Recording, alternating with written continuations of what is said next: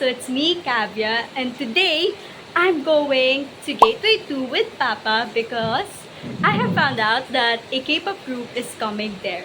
So why not? Let's go. Since free din naman siya, and we'll be on second floor since sa baba yung event. And oh, by the way, I haven't said the group yet, right? So it's Rise. So they're coming here in Manila, and they would have a fan sign in Gateway. So now, let's go.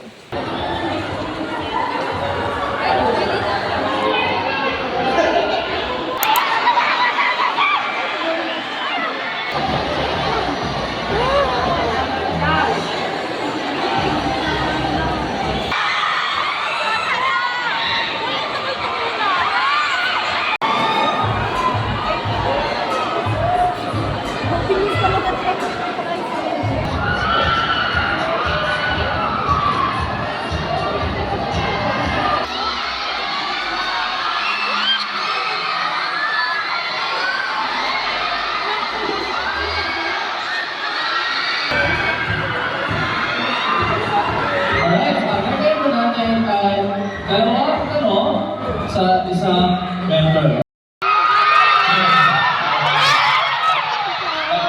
Just ended our fan sign event. Yes. Uncle, can you hear me? Can you Shotaro 씨, can you hear me? Yeah, yes. You can hear me? 네, 들리시죠? 네. Manila, the best.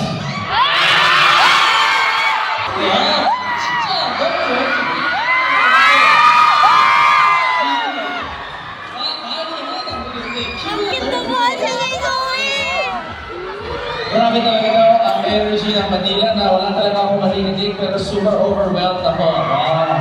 Bago tayo mag-event dito, we asked you guys to write a question. Kaya sa next segment natin, proceed natin po sa Q&A portion. Okay. 영원히 라이즈 사랑할 수 있는 마법의 주문 한마디 해주세요. Okay, isang magical word daw para magmahal ang Rise. Pilipinas ay known for vacation places, kaya gusto niya mag-vacation dito sa Pilipinas with the members.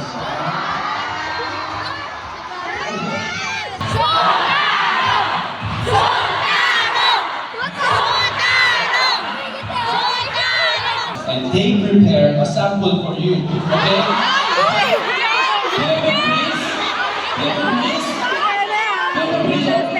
Please, 여러분들 원키스 같이 한번 불러보도록 하겠습니다. 5, 6, 7, 8.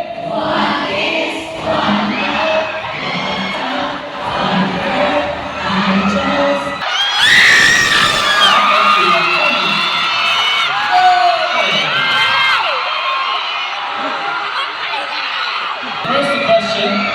What do you want to know in your next vacation? 네, 다음 휴가를 가게 된다면 어디를 가고 싶으십니까? 다음 휴가를 갖게 된다면, 만약에 가게 된다면 여기 필리핀 마닐라에 한번 놀러 가고 싶어요.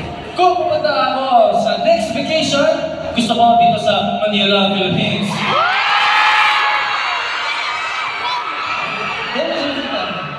Sa tingin ko, napakasaya dito sa Manila. So, hip-hop, hip-hop, and then Shotaro, rap. 좋습니다. 네. 저희 감사합니다. Thank you.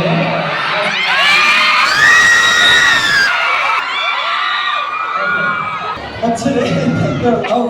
They're out today. 1, 2,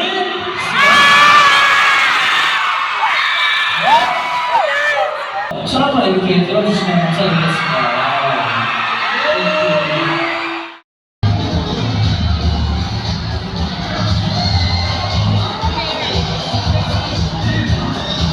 Are you enjoying? Thank you so much, Manila. We'll be back.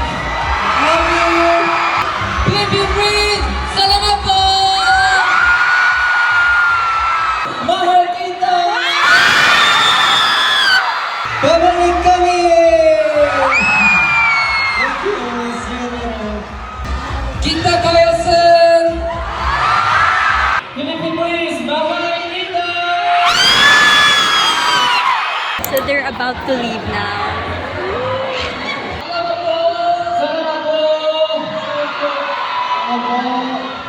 Yes. 오늘 정말 재밌는 시간을 보낼 수 있었습니다. It was really such a fun time. 그래서 이렇게 와주셔서 감사합니다. Thank you so much for coming to all Breeze here. 인사드리겠습니다. 지금까지 와이드였습니다. Alright, that was Raz, everybody. Thanks very much.